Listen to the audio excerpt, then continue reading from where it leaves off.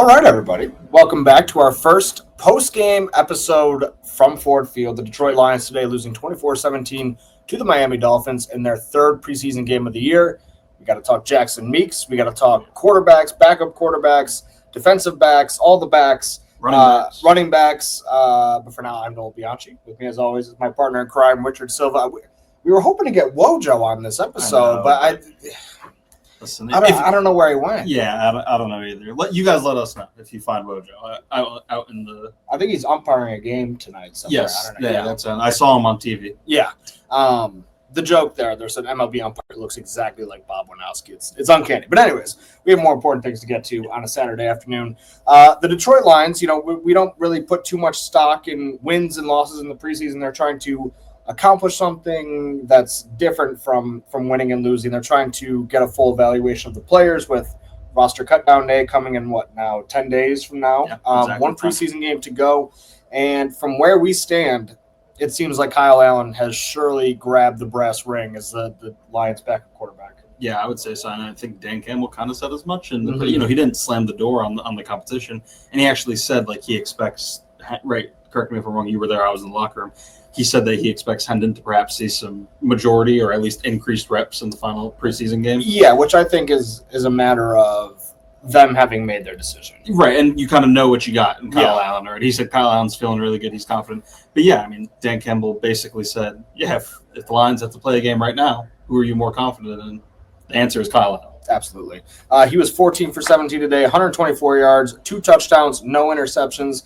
I forget what he was last week. Can we look up what he has been over these last couple weeks? I'm pretty sure. I'll pull it up real quick. He's completed 85% of his passes, or somewhere at maybe 84%, somewhere in that range over the last 2 weeks. Last week he was 7 for 8, 120, 2 touchdowns, including a 68-yarder to Jackson Meeks. That's 84%. What did I say? 84%? Something somewhere. Nailed it.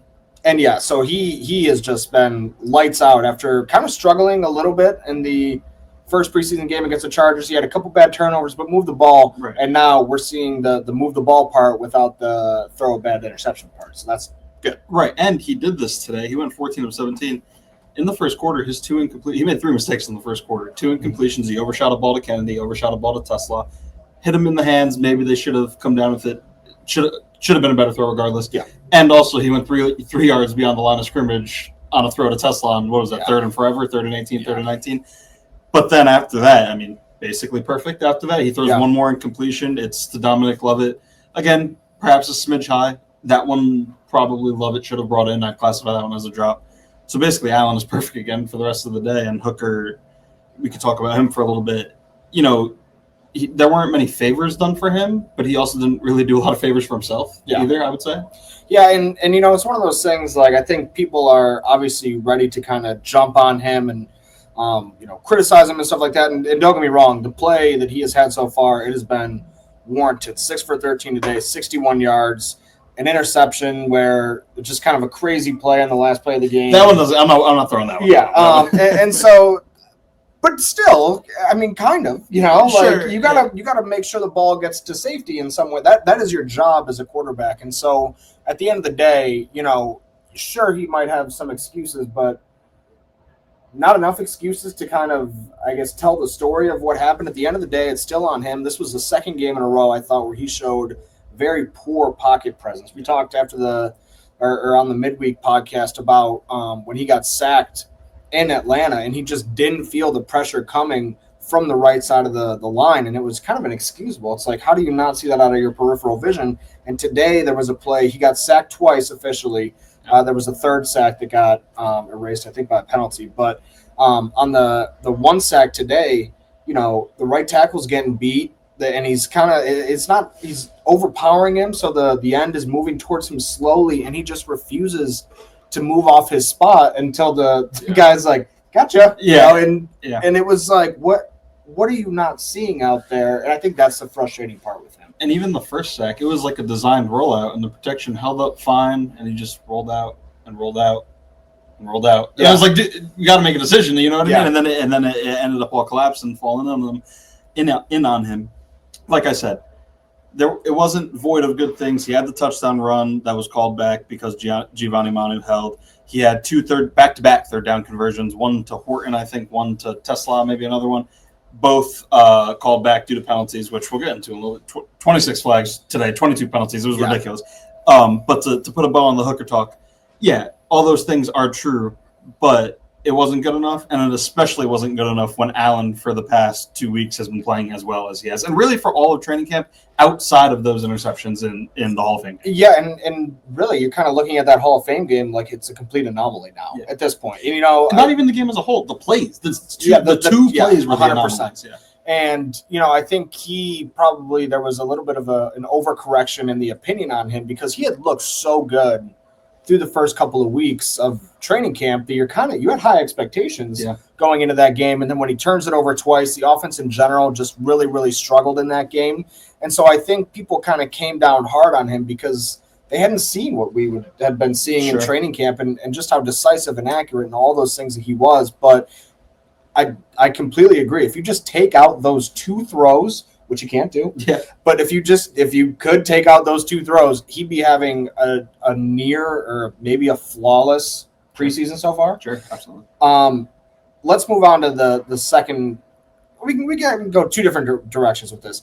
Let's start with the penalties because that was really bad. Up quickly. Yeah, we can wrap that up quickly. When you stare at the sun for too long and then you close your eyes and you can still see the sun. That's how I felt when I was looking at the field because all the penalty flags. It was given an after image into my eyeballs. Like you just mentioned, 22 accepted penalties. I think 13 accepted penalties on the Lions for something 86 yards. 86 yards. 13 for 86. Just absolutely crazy. And I don't really know what to make of it because Dan Campbell teams, as we know them, are not undisciplined. Sure. And you kind of brought this up earlier when we were talking during the game. It's not like it was one guy. One guy. It's not like it was one type of penalty. It was just every other play. It felt like somebody was committing another new penalty. Right. Yeah, it was a new guy who lined up both sides, who had an illegal block in the back, who did X, Y, Z, A, B, C, whatever it was. I would say a lot of these guys that are playing in this game are not going to be on the team. You know what I mean? So I think you talk about a Dan Campbell team. I agree. Those aren't mistakes I expect Amon-Ra St. Brown and Khalif Raymond and Tim Patrick to make. You know what I mean? But still, yeah, kind of out of character. Yeah. All right, let's move past that. The other top story of the day, wide receiver Jackson Meeks is going to make the Lions have a very tough decision on August 26th, cut down day. This time last year, I just wrote this. This time last year, he would almost unquestionably be penciled in to the Lions' 53-man roster at this point of the preseason. But this year is a lot deeper in the receiver room. When you said Jackson Meeks is going to make the Lions, I thought it was end of sentence period, and I was like, "Whoa, that's a bold claim or a bold proclamation." But it is really difficult. It's like I really don't know what you're supposed to do with him. It's almost like he's played too good to the point now where he's almost played himself out of a practice squad spot with the Lions and into an active roster spot somewhere else. Because I really don't think he will make it through waivers. He was good last year at Syracuse. I think he was a priority free agent, evidenced by per Spotrac, the guaranteed money that the Lions gave him. I think it was him and Keeney James were at the top of the Lions UDFA list.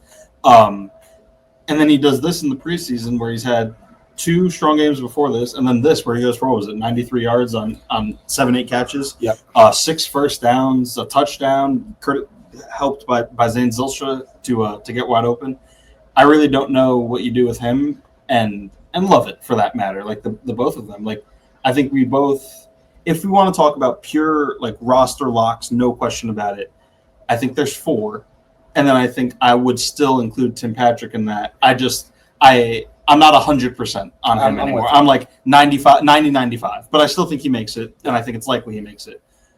Do you keep a 6th? Do you keep a 7th? Like that with a roster as competitive as this? How do you do that? How can you justify that? Yeah, he's been absolutely amazing. He's probably a guy who this last preseason game, there are some guys, I think about the Nate Lynn's, the Isaac Uku's of the world, where they've done just enough to still have a chance at this stage. And so they've got 3 practices and 1 game left. And those 4 days mean absolutely everything to those guys. They really got to bring it in those games, and those practices and games. Yeah. Isaac Tesla. The hype train continues. The hype train continues. Choo, it just choo, rolls on. like, yeah. The hometown kid, his first time back at Ford Field since winning the state championship here, and he ends up with a touchdown, 18-yard touchdown. An impressive touchdown. An impressive touchdown, too.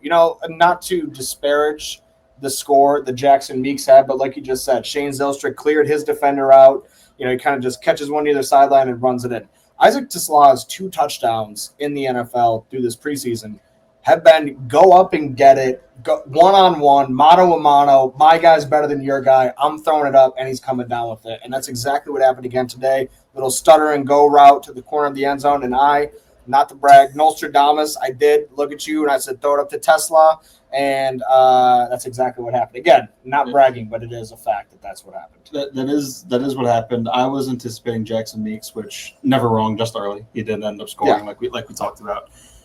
I mean, really cool moment for TeSlaa. He had a quote afterwards talking about you scored this touchdown. You've played in this building before. How cool is it? He said, I was here in 2018 for the Michigan State Championship for the Division 5 title. I remember walking out of the tunnel and being like, this is the coolest moment of my life. And I go out there. I think I had a passing touchdown, 2 rushing touchdowns, a couple interceptions, former quarterback. And I'm like, man, that's the coolest moment of my life. Then I'm drafted by the Lions. That's the coolest moment of my life. Now I'm walking out of the tunnel as a Lion, and I'm scoring a touchdown.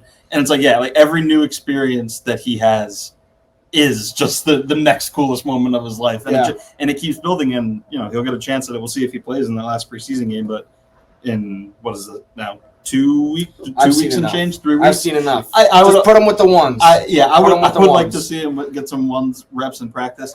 He'll have the chance to make the next coolest moment of his life in 3 weeks in Lambeau. Yeah. We'll see what his role is. I don't know what his role is going to be. He's another guy like Meeks, where I different type of situation. I don't know what's going to happen with Meeks. When I say that, I mean practice squad, active roster. Does he make it through waivers? Probably not. TeSlaa, I'm talking about that is if the Lions have 50 offensive snaps in Green Bay, the over-under's 20. Is TeSlaa playing more or less than that? Yeah, absolutely. Hype train keeps rolling on him. Like I said, keep him on the next game. Just get him to Lambeau. A couple more things we got to hit on. Running back Sione Vaki. He was back. He has not played in the preseason, right? Yeah, I couldn't remember if he played in that Chargers game. Not played in the preseason. Been battling hamstring injuries all camp. Just like when it looked like he was getting healthy, ready to play against Atlanta. He misses the last day of practice before that game. Doesn't end up playing there. So he comes back this week, and he was pretty active. I mean, he had 5 carries, which is nothing to write home about, but he got 30 yards, 6 yards per carry. Overall, pretty impressed. Looked pretty explosive whenever he had the ball in his hands, hitting the hole. Yeah, absolutely. And then he had the huge forced fumble. Yes. On punt coverage was just an extension of what we saw from him on special teams. And that is like teach tape textbook, like pop the ball out. It was awesome from him. Pointed out to me by Eric Schlitt, from the Pride of Detroit.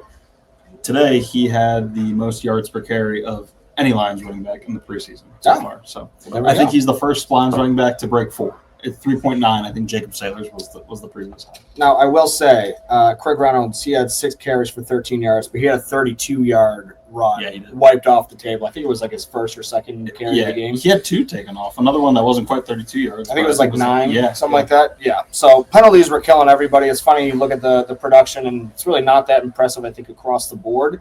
But a lot of the good plays, you mentioned the Hooker touchdown, those 2 runs by Reynolds, a lot of good plays were taken off the board by penalties. Uku had a 3rd down sack to get off the field. And by a face mask penalty, by a guy who was far away from the football. Yeah, it was weird. It was almost like he was trying to get Grant Stewart was trying to get hands on, and he accidentally grabbed him. But I mean, Uku, we can talk about Uku for a second because I thought he was good as well. Yeah. He gets a 4th down sack later in that drive to get off the field and ends up kind of all working out, comes out in the wash. But he's another guy. I would still have Nate Lynn, I think, ahead of him. And I think based on what Brad Holmes said during the podcast about Nate Lynn, that's an accurate thing to say. But it was good to see Uku. He talked about in the locker room that he made a concerted effort to, gain some more weight this offseason, be more of a little bit of a power guy, especially in the run game. He said he thought watching some games from last year, you remember he played against the Cowboys and somebody else, I think, I forget who. He said he was kind of disappointed in like the edges he was setting. He kind of got blown back a little bit more than he liked. He said he's up to 270 now. He's a guy that's going to have to play well, like you mentioned, these next 3 practices and then the last preseason game to have even a shot, and then perhaps the practice squad, if not the active roster. when I get up to 270, it's all this big problem, and I got to get my life together and all that stuff. No, Ukwu, to your point, a guy coming into this year who I thought was like, I kind of thought of him as on equal footing as Nate Lynn. They both splashed in preseason. Lynn obviously had the season-ending injury in the opener, so that kind of ended things quickly, but I kind of had them being on equal footing, and Nate Lynn had made all these standout plays. I think he had a sack in both games. Correct me if I'm wrong. Or it sounds right. I said it sounds wrong. If he didn't have one in the Chargers game, he definitely had one against Atlanta. But and you're just kind of waiting for Ukwu to match him, or Mitchell Agude to match him, because so far he had just been running away. But you were correct. It did sound wrong, and it was wrong. 0 sacks against the Chargers. Thank you for checking that, Richard. But yeah, it was. I thought he really needed that today to kind of get back on track. And it's not all about sacks. Like I think we can often have a more simpleton view of these types of things, where winning your rep. Yeah, they're looking at individual reps. Did they beat his guy? Why didn't they sack the quarterback if they didn't? Sometimes it's just that somebody else was undisciplined in their rush lane, so the quarterback could escape. Sure. And that's not the guy who wins their reps' fault. So ultimately, they're evaluating things a little bit differently than just going off the box score. But I thought it was important that Ukwu kind of registered that box score stat. I agree. Lastly, the DBs were everywhere.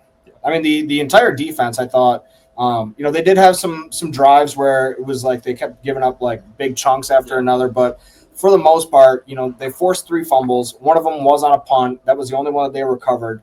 And then the DBs and linebackers come away with 10 pass breakups on the day, 3 of those coming off the hands of Eric Hallett. So he's a guy who I would put him kind of in a similar camp to Meeks, where you kind of want to find a spot for him, and the versatility that he's displayed, outside corner, nickel corner, safety. It doesn't matter where you put him. He seems to be able to hold his own, and I think that's going to bode really well for him when the Lions are in the decision round. Yeah, I think it's him and Nick Whiteside that are kind of battling for that last secondary spot. I think the safeties, you have the 2 starters, Maddox and Rock Ya-Sin. They kind of have been doing a little bit of everything. You have your starters on the outside at corner in Terrell and DJ. You have Amik. And then I think it's those guys, and then one more spot. And I think it's either going to be Whiteside or it's going to be Hallett. And like you said, that versatility to play all 5 and the performance like he did today. He had an almost interception, which, granted, I think with a better throw from the quarterback is potentially a touchdown. But regardless, he still got his hands on it. And then in the end zone, towards the end of the game, to give the Lions a chance to even go down the field like they ended up doing before the interception, and trying to either tie or win the game. 3rd down pass breakup in the end zone to force the Dolphins to settle for a field goal. So, Hallett looked good. One thing that could change the math for Nate Lynn, Isaac Ukwu, all of those edge guys is rookie edge rusher Ahmed Hassanin did suffer what appeared to be kind of a serious injury today. I don't want to say it's a severe injury, but when a guy goes straight to the locker room, doesn't return, it's not usually a good sign. And Dan Campbell said after the game, of all the guys who could be out, suffered injuries in this game. We asked him, did he have an update on Hassanin? He said, not really. He is, of the injuries that we had today, he might be the one that could be a minute. It could be a little bit. Everyone else, I think we got okay. So they're going to check that out tomorrow, see what the results are. But definitely some sort of upper body injury. And I think you were saying that you saw the replay and it didn't look all that great. Yeah, no, I'm no doctor, but he is engaged in a block, and then a second offensive lineman comes over to double team him, and he basically gets flipped and immediately grabs, I think, the right side of his. I don't want to call it a chest or call it a shoulder, but the right side of his upper half, and he grabs it. He's down on the field for a few minutes. They pop the tent up. They just walk right by the tent and straight to the locker room. Didn't love seeing that. Obviously, it's tough. And again, we've seen injuries before where it doesn't look great, and then it's fun. I mean, even for Hassanin, earlier this week, he got rolled up on, and I saw it happen, and it looked bad. Like he bent like pretzel. It was not good. And then Dan Campbell just called it a scare, and he was fine. So hopefully that's what we're looking at again. But we're gonna have to wait and see, and it'll be a real shame if he's down for any amount of time, because I do think he exceeded definitely in run defense our early expectations for him. I agree. Yep, absolutely. Anything else before we tell the people goodbye? No, I don't think so. I love you, Woj, if you're listening. Yeah, love you, Woj. Love you, John. Love John more than Woj, if I'm being honest. That's just They're equal in my eyes. All right, we'll see you guys back here on Wednesday. We'll have a midweek episode. Thanks for listening. Thanks for watching. Wherever you do, we appreciate you hanging out with us.